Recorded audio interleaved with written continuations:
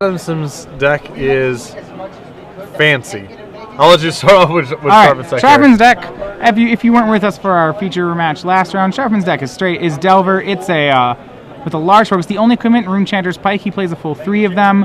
1 Growth, 3 Gut Shots, 4 Thought Scours. Really trying to make those as good as possible. Full set of Snapcasters. The list, kind of what you said, was I think the list you'd be playing if you were playing Delver. Right. So, Ariel Adamson's deck. The creatures are a Singleton, Mentor of the Meek, 2 Hex Parasites, and 3 Doom Travelers. That's the Hex creature. Parasite. He has 4 Intangible Virtues, 4 Lingering Souls, 4 Gathers, 3 Shrine of Loyal Legions, 2 Mortapods, a Dismember, some Tragic Slips, some Altars Reaps. That's a black and a colorless, additional cost. Right. Sack a creature, draw 2. A Batter Skull, a White Zenith, and 2 Angelic Destinies. So definitely a token deck. Certainly a dedicated, definitely a dedicated token deck, but certainly non-traditional in its configuration. So Hex Parasite, not many counters at all in David's deck. What it does, I remember, probably not a play you'd make against a Delver deck. Hex Parasite does allow you to hurt yourself for free, which not normally you do when you play something like Gather the Townsfolk.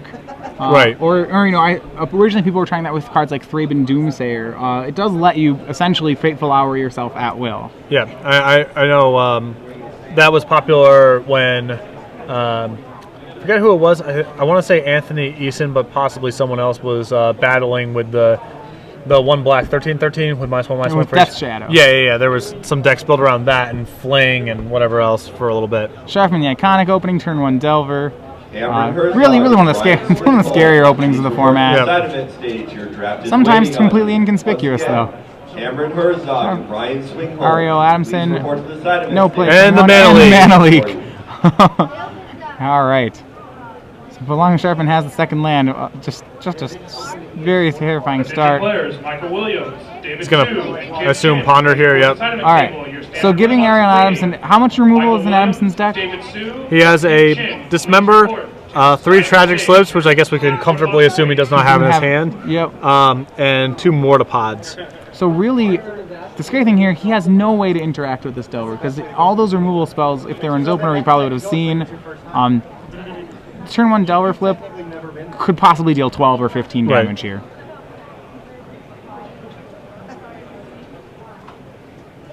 So out of Adamson's deck, he's probably going to have a turn 2 play. Yeah, a he's lot of have 2s. Something that can raise the Delver, which is a very tall order. There's a Shrine. Shrine, an excellent card, especially against control decks. Against this kind of start, probably far too slow. Yep. Adamson does have a Batter Skull if his life points get really low. It's one way for him to pull out of it. Granted, that has to resolve, and we already know Sharfman has a Mana Leak. Right. He also, Adamson also has 3 copies of Sorin and an Elspeth as his Planeswalker, so none of these cards especially good against a Delver flipped on the first turn with Mana Leak. Although Sharfman failed to make his 3rd land drop, so it's possible. Do you think Sharfman pondered for a 2nd land? They kept a 1-land Delver ponder hand? it's possible. Lingering Souls. All right, that answers the Delver. Yep. And it bumps That's up. going to get hit with a leak, I assume. And it did. Sharfman really all in on this Delver, but if Sharfman has no more plays, Adamson's going to be able to possibly get back into this game. And this time, Sharfman's content going to let him resolve the Lingering Souls for a 2nd time. I think there was a slight hesitation there because Sharfman actually can't be 100% sure that Adamson does not have Day of Judgment in their deck. Like all the cards he's played so far could still lead into. Could be a Day of Judgment deck. Right. As it is, what he's probably most worried about is something like Flashback Souls, Gather the Townsfolk. Would be a really strong play here. Yeah, I mean, Sharfman can't. He probably obviously he has some idea what's going on here, but he can't be 100% confident he knows exactly what's going on with Adamson's list. And it's a Shimmering Grotto, right? Yep. Flashback Souls. It's going to resolve. Shrine goes up to Counter. 4. So Shrine is one of those interesting cards. It's really mana intensive. So what often is in these decks is you don't end up cracking it until it's on something like 11 or really, and then they gather the townsfolk. That's kind of as called. That's really not what Sharfman wanted to see happen there. Right, the board's getting a little clogged down, and Well, I mean, if Sharfman swings, Adamson now has the option of trading everything, which, I mean, Sharfman can't let him do. right. So possibly he has a Vapor Snag or a Gut shot. Yeah, he's got definitely some cards that can or Mutagenic Growth. So he has plenty of things that do muddle something up here. combat here. Yeah. Even a Dungeon Geist would be very good. Yep.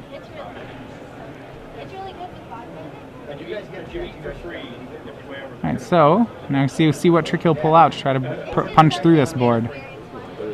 Sharfman has to keep the pressure on. If he doesn't have a good attack, this is like that moment where suddenly Delver can actually really fall behind. Swinging both, making an Angel token. If he can save one, do you save the Geist or do you save the Delver? I think I probably just block 2 and 2 here because you have. I mean, if you have the Vapor Snag in your Sharfman, which one do you save? I believe I probably save the Insect because Shrine can just blank Geist of St. Traft. And he agrees. Yeah. He also could have a second Geist, which is another reason to just let that trade off. Right. Yeah, with Shrine on the table, Geist can't actually go the rest of the distance. So Adamson drops to 7. The Mana Leak, play another land, and yes, he has another Geist, which is excellent. Adamson will probably be forced to crack the Shrine. Adamson drawing the Dismember, very scary card. He can't really cast it right now. Right.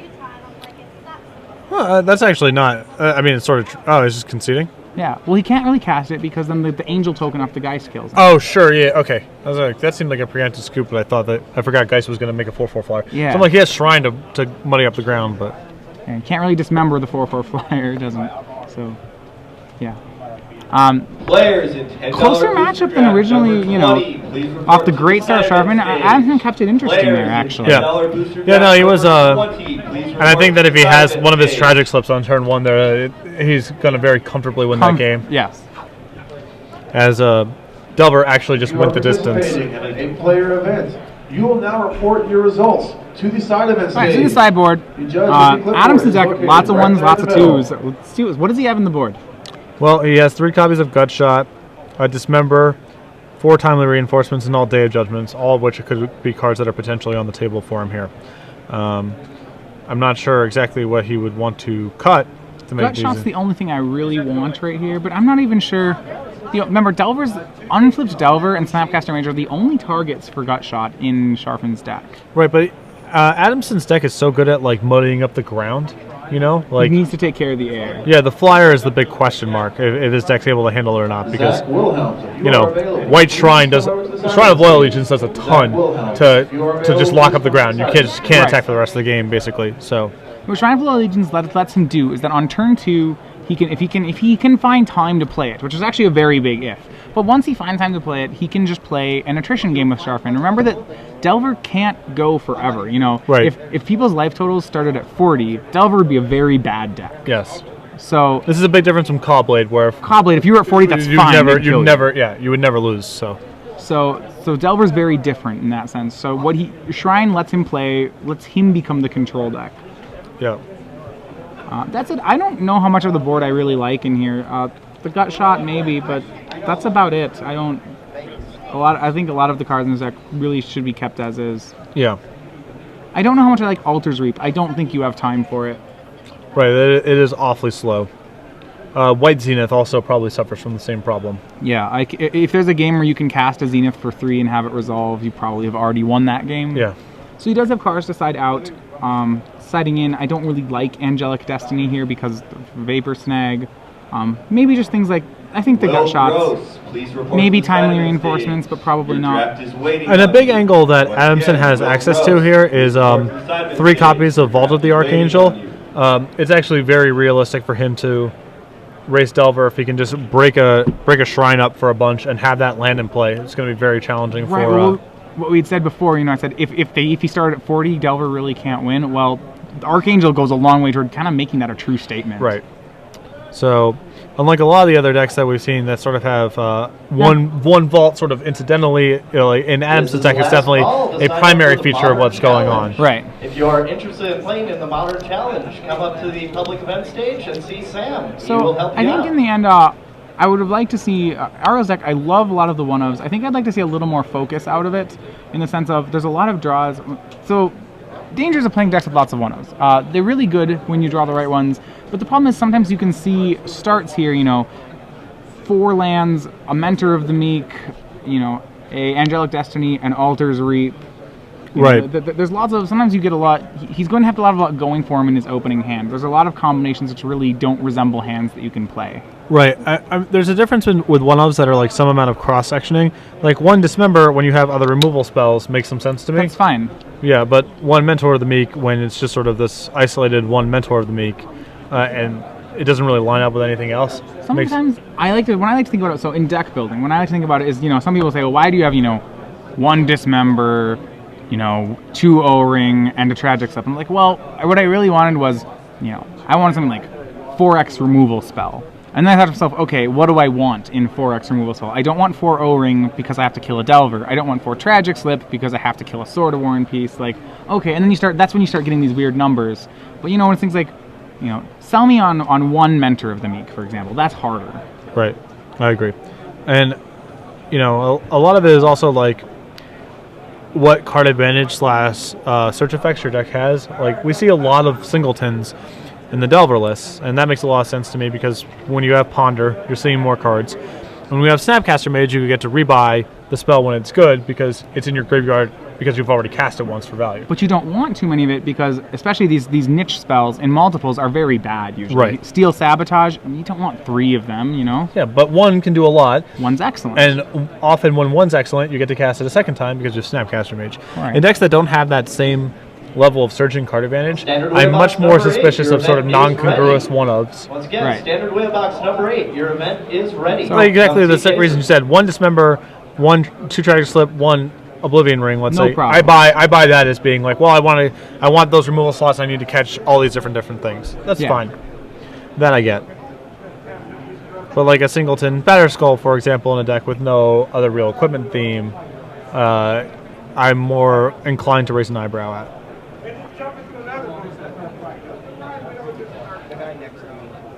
And both players are All right. keeping. Yep. And Adamson leads off on Doomed Traveler.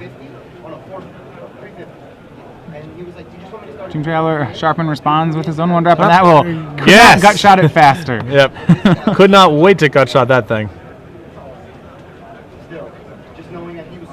Such a strong play against Delver. Sometimes their keeps really are. Remember, Delver is a 16 creature deck. There's a non-zero chance that Sharfman has no other creatures in his Right. opener. He was just spinning his wheels with cantrips and stuff like that for a long time, giving you Right, time to get if you set have up. an opener hand of Delver, 2 mana leaks, and 2 mana leaks, a Vapor Snag, and 3 lands, you probably keep it. And Yes. as it is, he has the Invisible Stalker. When I talk to a lot of pilots of Delver, Invisible Stalker is one of the cards I get the most divergent opinions on. Yep. A lot of people really like it. It is so good at holding equipment, and it is a blank a lot of time when it is not holding equipment. Right. It is definitely a swingy card. But certainly the mirror match is that thing plus equipment is just no one can get out from under it. And Right. a bunch of the other decks like zombies, if they don't have an edict, it definitely gives you a cheat in a lot of scenarios where you don't otherwise really have a good way to win the game. We said Delver has a lot of trouble winning from behind. I think Invisible Stalker is one of the few ways it Right. actually can. Right. This game off to a much better start for Adamson.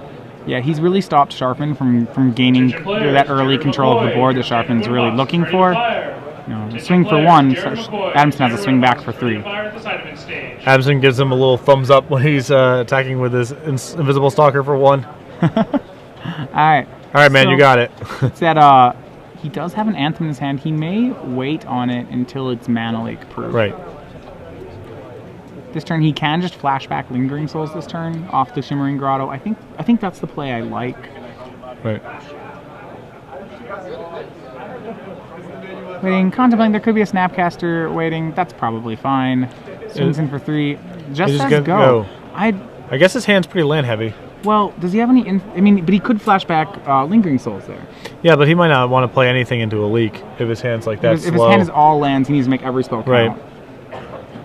Also, it's not like Sharfman's really putting him under the gun.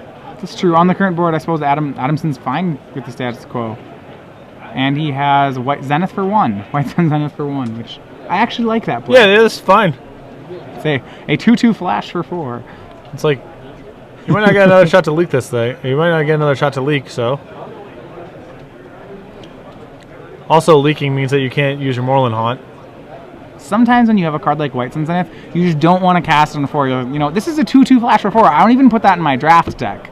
But right. This is a good spot for it. Yeah. I mean, the Moreland Haunt, yep. It's going to get a mana leak. Yep.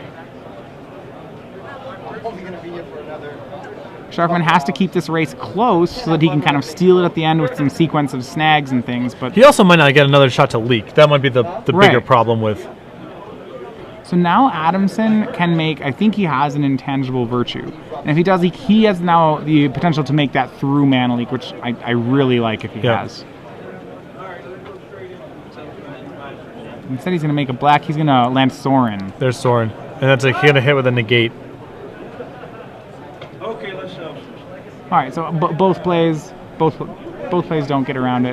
Intangible virtue as well. I believe that's his last card. I'm not positive though. So Adamson at 15. I believe Sharfman's at 12. Yes. Okay. Yeah. Just says go. Yep. Sharfman with the haunt. No creatures in the yard though.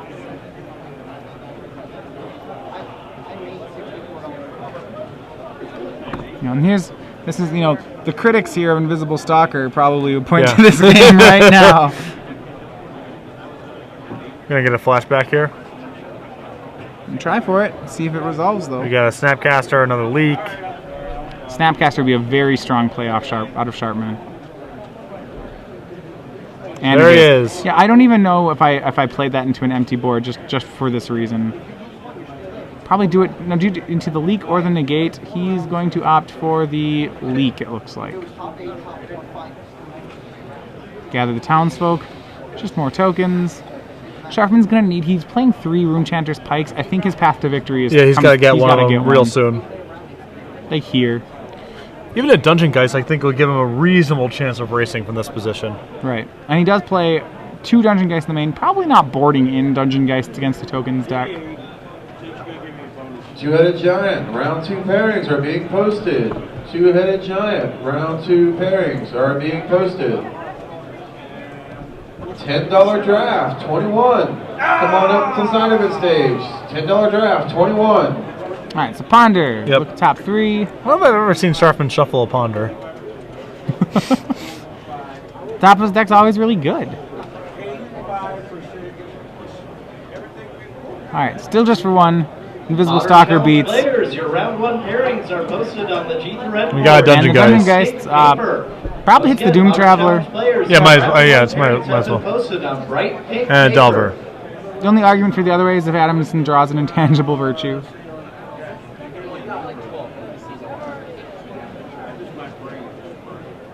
Ooh, Vault of the Archangel. And with the Grotto, that's huge. Draw. Wow. This race just got a little ugly for Sharfman.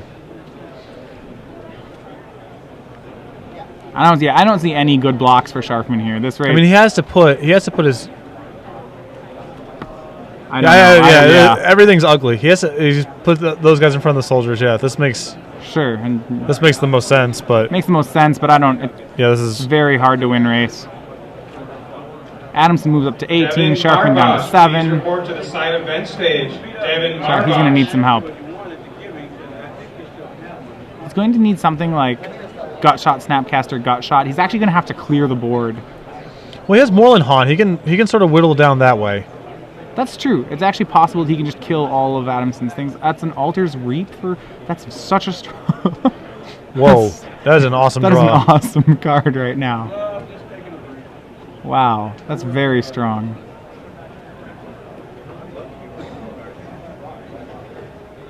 And in response, he's going to go ahead and just...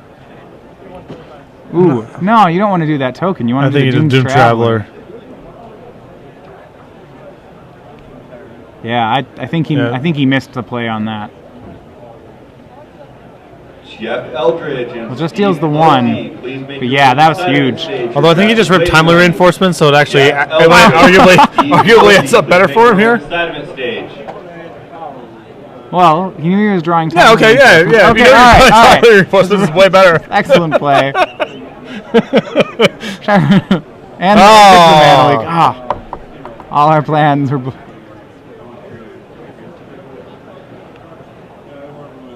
Land from hand says go.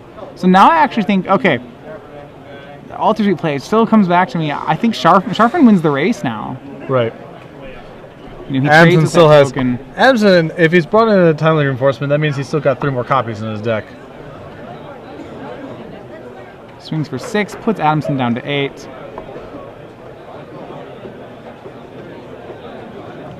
Sometimes you forget when you have a card under a removal spell like Dungeon Geist that Dungeon Geist is not Oblivion Ring. Your creature's actually still there.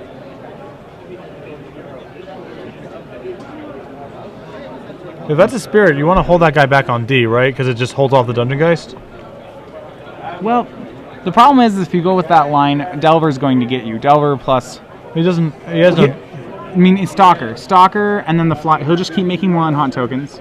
And he'll trade the... He'll just swing Stalker and 2 haunt tokens. And actually at 9 life, that's still very relevant. I think... It's hard to say. I still think I actually like the swing there.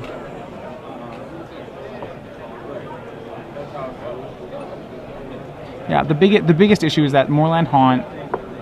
Yeah, Sharfman only doesn't have very far to go to actually get him down from 9. Yeah.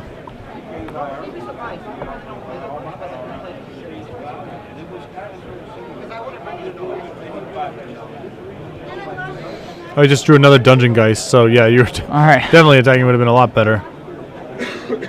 And the land says go. Daddy needs a timely reinforcements. Pronto. It needs to be timely. And Evolving Wilds. David Sharfman wins 2 games to 0. With the second Geist draw, does Altar's Reap get there then, do we think? Well, I don't know. If he gets to... The thing is... He gets to kill one of Sharfman's spirits. He'll end up with 2 spirits instead. The thing about that sequence is, like, because Altar's Reap is